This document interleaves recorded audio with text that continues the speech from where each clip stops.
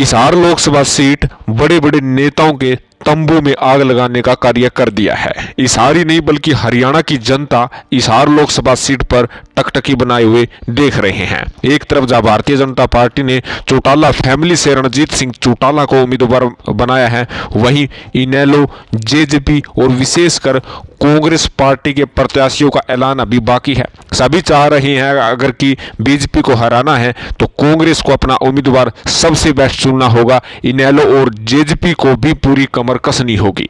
Congress party की बात करें तो कांग्रेस पार्टी की तरफ से कई दिग्गज नेताओं का नाम सामने आ रहा है और बीजेपी पार्टी के कई नेता भयभीत भी हो चुके हैं। सबसे पहला नाम यदि हम बात करें तो जयप्रकाश का नाम है। जयप्रकाश 3 बार सांसद हिसार से ही रह चुके हैं और आदमपुर उपचुनाव में अच्छे खासे वोट लेकर उत्साहित होकर हिसार लोकसभा सीट पर तैयारी भी करते हुए दिख रहे हैं, लेकिन टिकट उनकी अभी तक पक्की नहीं हुई है, फाइनल नहीं हुई है। लेकिन वे दिल्ली दरबार बैठे हुए हैं कि टिकट फाइनल हो जाए, किसी भी प्रकार से हिसार लोकसभा सीट दे दी जाए।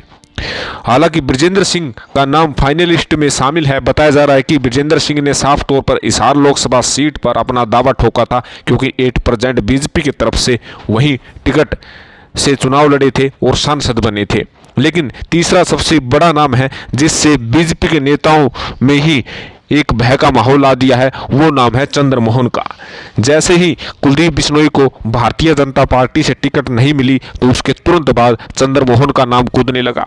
चंद्रमोहन को यदि हिसार लोकसभा सीट दे दी जाती है तो कुलदीप बिश्नोई पर पूर्ण विराम लगना तय है, क्योंकि कुलदीप बिश्नोई का जो कैडर है, कुलदीप बिश्नोई को जो भजनलाल का वोट बैंक मिलता है वो वोट बैंक चंद्रमोहन की तरफ चला जाएगा।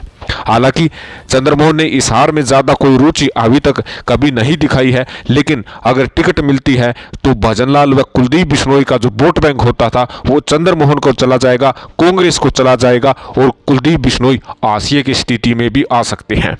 कहीं न कहीं भजनलाल परिवार का vote bank Hisar Lok Sabha seat से सोचने पर मजबूर हो गया है कि कुलदीप बिश्नोई आखिर हाशिए पर आ चुके हैं, उनकी उम्मीद चंद्रमोहन ही बची हुई है।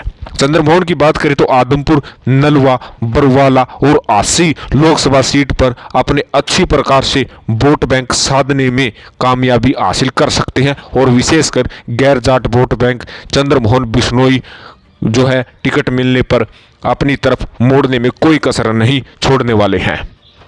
तो कहीं ना कहीं चंद्रमोहन के द्वारा बीजेपी नेताओं के माथे पर ही पसीना आना शुरू हो गया है। हालांकि कांग्रेस में अन्य भी काफी नाम है, चाहे चंद्र प्रकाश हो, चाहे फिर 1-2 और नाम हो।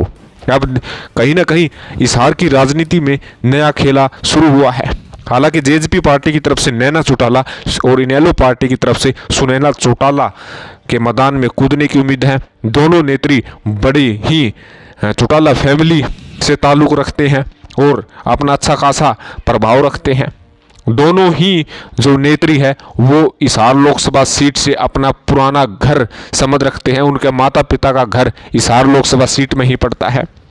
तो कहीं ना कहीं अब एक तरफ जहां चौटाला परिवार आपस में भिड़ता हुआ नजर आएगा, वहीं दूसरी तरफ कांग्रेस पार्टी किस नेता को मैदान में उतारेंगे। कांग्रेस पार्टी की नजर विशेषकर है, कांग्रेस ने यदि गूढ़ राजनीति रच दी, चंद्रमोहन जैसे नेताओं को टिकट दे दिया तो कुलदीप बिश्नोई जैसे नेताओं का खेल खत्म भी हो सकता है। तो कहीं ना कहीं अब अंतिम समय आ चुका है। जल्द ही अब टिकटों का वितरण सारी पार्टियां कर देगी, सभी नेता चुनावी मैदान में कूद जाएंगे और अपना प्रचार प्रसार आरंभ कर देंगे। एक बात तय है कि हिसार की राजनीति में ये लोकसभा चुनाव मील का पत्थर साबित होने जा रहा है और इस लोकसभा चुनाव के जरिए विधानसभा चुनाव जो हिसार जिले में होगा उसमें बड़ा प्रभाव, बड़ा उलटफेर व बड़े बड़े नेताओं में हलचल शुरू करने का कार्य अवश्य करेगा।